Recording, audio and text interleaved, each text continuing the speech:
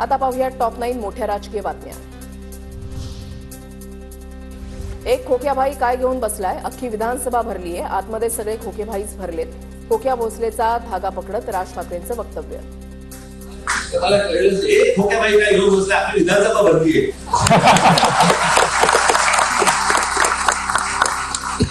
खोकेभाई भरले आतमध्ये। आपलं अस्तित्व जाणून देण्यासाठी, लोकांचं लक्ष वेधण्यासाठी एखादं वक्तव्य करावं लागतं। ज्यांना निवडून येता येत नाही ते विधानसभेमध्ये न जाता वक्तव्य करण्याच्या कार्यक्रमाला बसतात। आशिष शेलार यांचा राज ठाकरेंना टोला।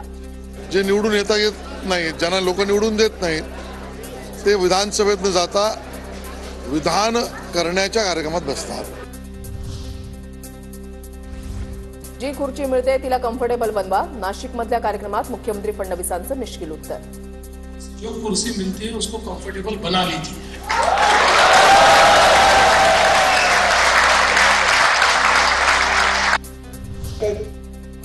माझं राजकीय पुनर्वसन करा, सुजय विखेंची भर कार्यक्रमात मागणी। तर महायुतीच्या यशामध्ये विखेंचा मोठा सहभाग, पुनर्वसन निश्चितच होईल।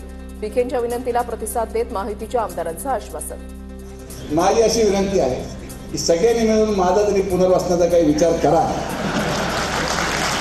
नाहीतर मी नुसतं भाषणापुरतच आहे। मग बाकी सगळ्या आमदारांनी हातभर लावलं तर काहीतरी माझ्या पदरातही पडेल। पालकमंत्री महोदय काय करतील की नाही करतील, पण आम्ही सगळे मिळून तुमचं पुनर्वसन झालं पाहिजे, तुमचा मान सन्मान झाला पाहिजे। अडवाणींची स्थिती पाहिल्यावर कैदेमधील शहाजहानची आठवण आल्याशिवाय राहत नाही। सामनाच्या रोखठोकमधील राऊतांच्या दाव्यानं वाद उफाळण्याची चिन्ह। हे सगळं शिल्प उभं केलं हिंदुत्वाचं, पण त्यांना शहाजहानप्रमाणे एकांतवासात ठेवलेलं आहे। हे सुद्धा या हिंदुत्ववाद्यांना चालतंय। कुणा असं उठून सांगतोय का की कुठे आहेत आमचे शहाजहान, म्हणजे कुठे आहेत आमचे लालकृष्ण अडवाणी? उद्धव ठाकरेंचा आराध्य दैवत आता औरंगजेब झालाय। शिंदेच्या शिवसेनेचे नेते संजय निरुपम यांची ठाकरेंवर टीका। औरंगजेबाचा फोटो लवकरच मातोश्रीवरही लावतील असाही टोला। उद्धव ठाकरेचे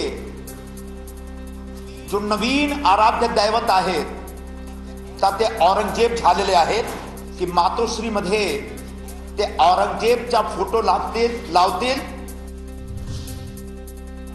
औरंगजेब दिशा सायलेन्स सारखे प्रश्न विधानसभेच्या बाहेर सोडवावे।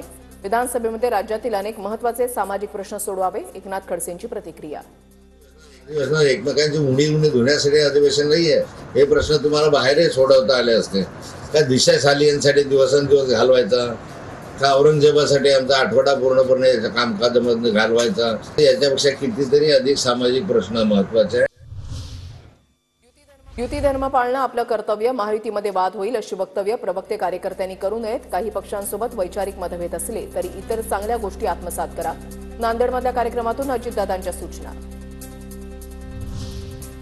माजी खासदार भास्कर पाटील खतगावकर, माजी आमदार ओमप्रकाश पोकर्णा आणि मिनल खतगावकर यांचा राष्ट्रवादी काँग्रेसमध्ये प्रवेश। अजित पवार यांच्या उपस्थितीमध्ये पक्षप्रवेश सोहळा संपन्न, मोठ्या संख्येनं कार्यकर्तेही उपस्थित।